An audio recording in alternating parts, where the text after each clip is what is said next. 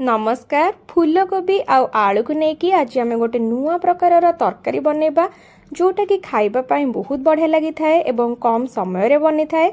सेथिपाई मु एठी फूलकोबी आउ आलू को लंबा लंबा करे काटिकी ताकू हळदी पानी रे पकेइकी रखिछि। एपटे मु कड़ाई बसई तेल गरम कर नेछि। तेल भलरे गरम हे गला परे काटिकी रखिथिबा फूलकोबी आउ आलू को देकी हम एका संगरे मीडियम फ्लेम रे भाजिबा। बिल्कुल भी हाई फ्लेम करिवेनी।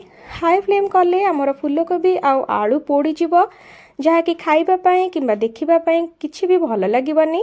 याको मीडियम फ्लेम रे भल भाबरे भाजिबा।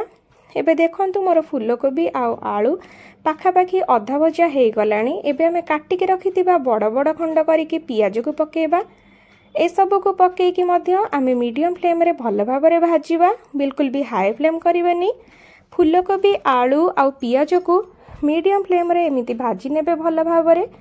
पूर्वरु जेतिकी तेल देइथिली सेतिकी तेल रे ए सब भजा हेबा सहित हमर तरकारी हेबो। बिल्कुल एथिरे अधिका तेल दरकार नाही। एबे आमे एथिरे पकेबा पाई मसला ग्राइंडिंग कर नबा। सेथि पाई म एठी नेछि धनिया पत्र, जीरा, कंचा लंका, ग्रीन मटर आ अदा रसुण ए सब को नेकी आमे अल्प पानी देकी गोटे चिक्कण करिकी मसला बाटी नबा। आपण चाहिले याकू सिळरे मध्य बाटी परिबे। मु याकू ग्राइंडिंग करि नेछि अल्प पानी देकी एकदम चिक्कण करिकी बाटिबा। याकू बिल्कुल भी खदड़ रखिबेनी। जदि खदड़ रखिबे हमर तरकारी बिल्कुल टेस्ट आसीबनी।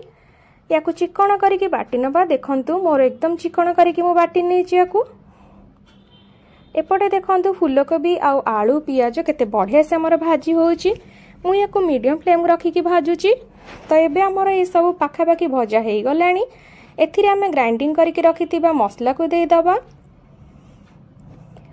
ग्राइंडिंग करके मसला को देके सब को भल भाबरे हमें गोळेई दबा। एबे बिल्कुल भी एथिरे हमें पानी दबानी।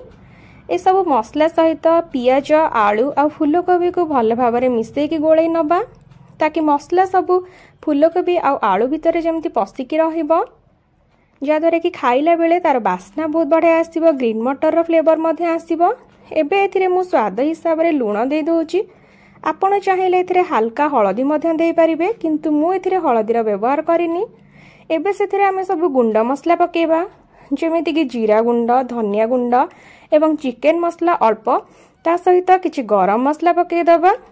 ए सब मसला देगी ताकू भल भाबरे आमे गोळेई नबा। एमिति सुखिला रे गैस को लो फ्लेम करि दबा एवं भल भाबरे गोळेकी ताकू ढांकुणी घोड़ेकी टिके टाइम सिजिबा पई छाडी दबा। सब गुंड मसला सहित जेमिति हमर फूलकोबी आ आलू भल भाबरे मिसी जिवो। टिके समय ताकू घोड़णी घोड़े दबा।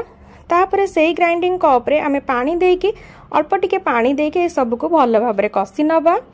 गैस को एबे आमे मीडियम फ्लेम रे रखी के सब को कसीबा। बिल्कुल भी हाई फ्लेम करिवेनी। मीडियम टू लो फ्लेम रे रखी के याकू पुणी ढांकुणी घोड़े की टिके कसीबा पई छाडी दबा। तो देखंतु एठी हमर मसला केते बढ़िया से कसी हे जाउची। फूलकोबी आलू पियाज मसला सब हमर बहुत बढ़िया से कसी होउची एवं बहुत बढ़िया बास्ना आसुची। आपण माने ए प्रोसेस रे कला बेले निजे जानि परिबे मु शब्द कहूची कि मिछ कहूची।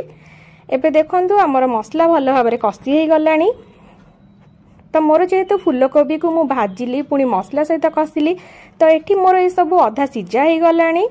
तो एबे एथिरे मु अल्प पानी देके आ सिजिबा पई छाडीबी। एबे मैं एथिरे अल्प पानी दे दोउची। आपण चाहिले एथिरे गरम पानी मध्य देई परिबे किंतु मु नॉर्मल पानी रा व्यवहार करिची।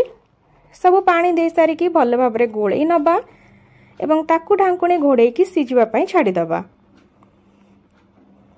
अल्प समय सिजिबा पई छाडीबा। देखंतु एठी हमर तरकारी बनी की रेडी हे गलानी। केते बढ़िया देखा जाउची। आपण माने देखि की जानि पारुथिबे फूलकोबी आ आलू हमर एठी बहुत भल भाबरे सिजि भी जाईची। आपण माने चाहिले या ऊपर आउरी धनिया पत्र मध्य पकेई परिबे किंतु जेहेतु मु ग्राइंडिंग करथिली मु आउ पकेइनी। देखंतु केते सहज रे केते कम तेल रे हमर केते बढ़िया रोसे बनि जाईची। फूलकोबी आलूर एई तरकारी बनै के आपण माने खांतु। केमिति लागिला मते कमेंट करी जणेबे। मो चैनल को सब्सक्राइब करिवे। रहिली नमस्कार।